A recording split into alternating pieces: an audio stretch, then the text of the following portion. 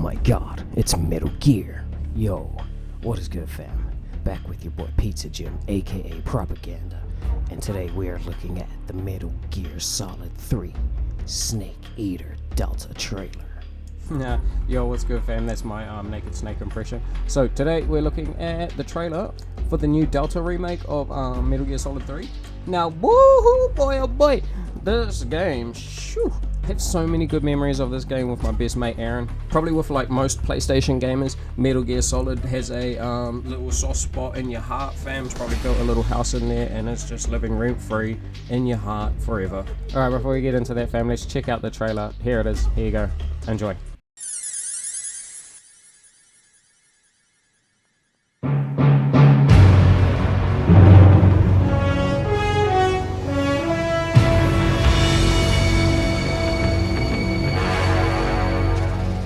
What a thrill, with darkness and silence through the night. What a thrill, I'm searching and I'll melt into you. What a fear in my heart, but you're so supreme.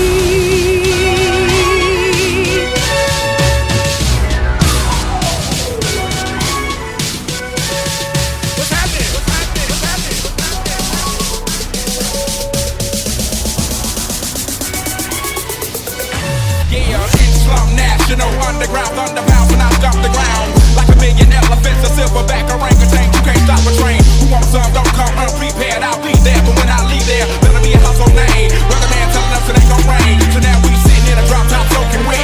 In a sip suit trying not to sweat. In summer songs without the net. But this be the year that we won't forget. 1999. And I'm running, anything goes. 1999. And I'm running, anything goes.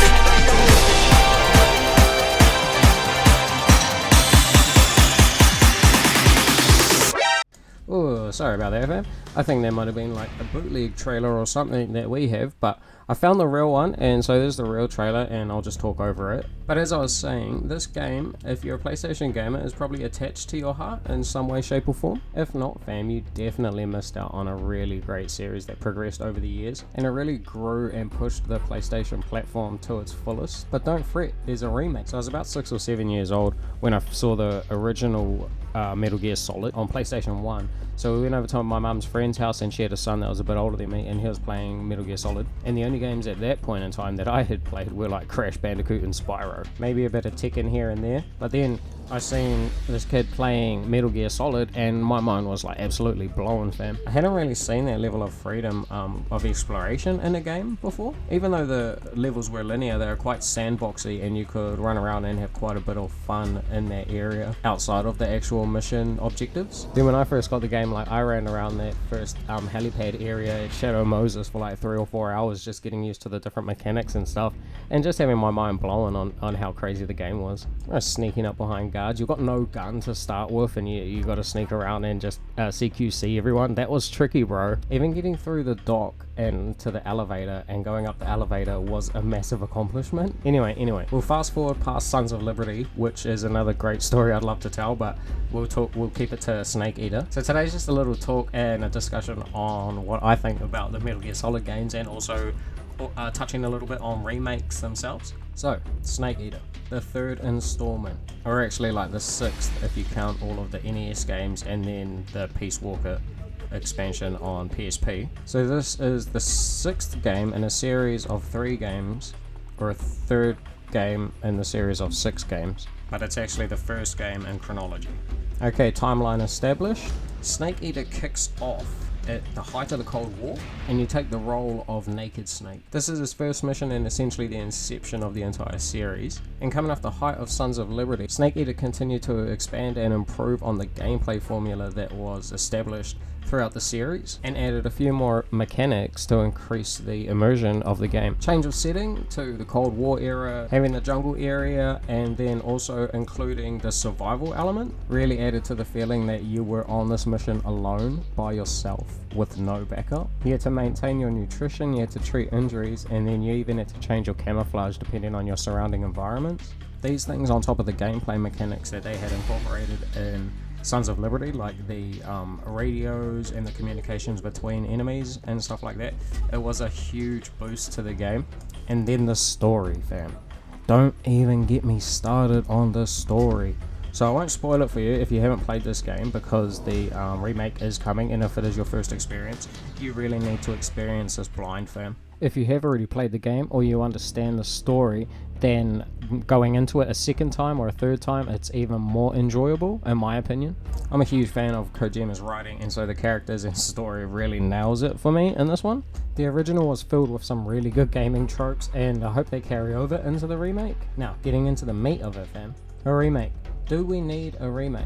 Personally, I don't really think so. The original game still holds up, but like I said, there are some old classic gaming tropes and mechanics that may seem a little bit dated to a modern audience, but it seems like the remake is going to have us covered a little bit, essentially. So there is two playstyles available. There's the legacy playstyle and then the updated playstyle, which sort of brings it into modern action adventure game playstyles. So like, yeah, if you played the Phantom Pain, that's sort of what the updated playstyle will look like, and it's showcased pretty well in the trailer here. Now, while I don't think a remake is 100% necessary, will I play it, fam? Yes. I'll eat the slop. Will I enjoy it? Yes. However, should I? Yeah, probably. I'm really interested to see what they're able to do with the upgrades and graphical and sort of gaming mechanics as well. If not anything else, fam, I want to play it so I can climb the ladder. But some of these boss fights, I don't know, they're quite gamey, and I'm unsure how that'll translate to the modern game. Like, some of the old boss fights have some really interesting mechanics and sort of forego the main gameplay for story elements and driving the story, which can be taken sort of both ways. Like, classically, like critically, if you enjoy story more, then that's great, but if you prefer gameplay, then you might not be too happy with some of it. But they might change it and might update it. But then that also is kind of weird, because some of those boss fights that have the weird mechanics kind of made the game what it was. And then some of the mannerisms and personalities of the bosses as well, they're so over the top and animated. Like, Ocelot in this game is amazing, fam. Like, he is so good in this game. But it'll be quite hilarious to see it in like a serious setting. But that's Kojima's writing for you, fam. And now that takes us into this point. I kind of feel a bit weird, because I don't think Kojima is obviously not part of this, because it's done by Konami. And this being like his game, his writing, his characters, everything, it kind of is strange in my mind. So I don't know how to feel about it. I was super happy to hear that they got David Hayter back in, because Kiefer Sutherland, as good as his performance was in the Phantom Pain and Ground Zeroes, he wasn't Snake, fam. It was just weird. He wasn't Big Boss. It was just strange. But yeah, fam, I'm pretty interested to see what they do with the game. It was one of my favorite games as a kid. And as I mentioned, me and the bro Aaron, we have so many good memories around talking about this game, and I'm quite happy to relive some of that. And if you liked any of those clips or the songs in this video, go check out Kiefer Gr33n's channel, fam. He made the music and the clips that were featured in the bootleg trailer that I put together. Alright, fam, let me know what you think about Metal Gear Solid down in the comments. Which was your favorite out of the series? Who was your favorite protagonist, and tell us why it wasn't Raiden until Revengeance, and also who was your favorite boss out of the series, because there's a lot of good bosses in this series, fam. But yeah, drop a like, drop a sub if you enjoyed that, fam. We'll probably have our playthrough of the game later on this year, and remember, there's new videos every time we upload, so peace out.